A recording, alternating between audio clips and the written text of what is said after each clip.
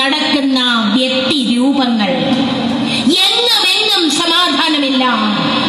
ഇതിന്റെ കാരണം എന്താണ് എന്ന് നിങ്ങൾ ചിന്തിച്ചിട്ടുണ്ടോ? കേരളം അതിന്റെ തനിമ വിസ്മരിച്ചു പോയി. ഭാരതീയ ദാർശനികത വിസ്മരിച്ചു പോയി.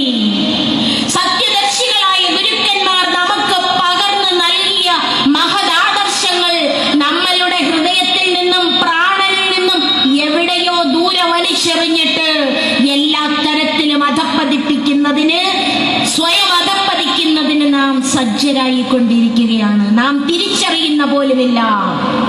ഇവിടെ ഇരിക്കുന്ന അമ്മമാരോട്, സഹോദരങ്ങളോട് ഏതെല്ലാം തരത്തിൽ നാം മാറണമെന്ന് ചെറുതായി 2-3 വാചകങ്ങളിൽ കൂടി പറഞ്ഞുകൊണ്ടെന്ന് അവസാനിപ്പിക്കാം.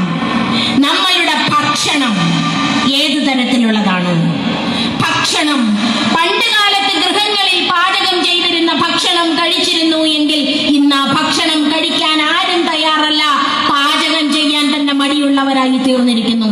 സ്വഗൃഹത്തിൽ സ്നേഹസമ്പൂർണമായി ഭക്ഷണം പാചകം ചെയ്ത് കുഞ്ഞുങ്ങൾക്ക് കൊടുക്കുന്ന രീതി, ഒരുമിച്ചിരുന്ന് ഭക്ഷിക്കുന്ന രീതി ഇനിയും തിരികെ കൊണ്ടുവരണം. മാംസഭക്ഷണത്തിന്റെ ഉപയോഗം ദയവ് ചെയ്ത് ഒഴിവാക്കണം. കഴിയില്ല എങ്കിൽ കുറയ്ക്കണം.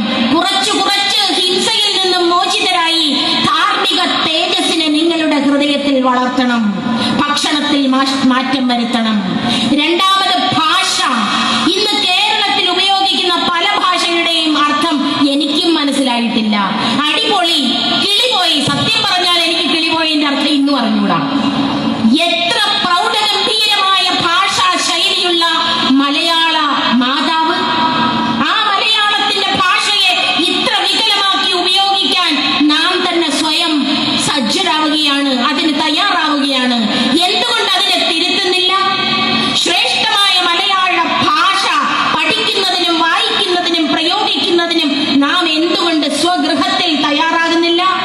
കുഞ്ഞുങ്ങളെ നല്ല സാഹിത്യ ഗ്രന്ഥങ്ങൾ, ദാർശനിക ഗ്രന്ഥങ്ങൾ, ആത്മീയ പുസ്തകങ്ങൾ വായിക്കാൻ അവരെ ഉദ്ബോധിപ്പിക്കുന്നില്ല.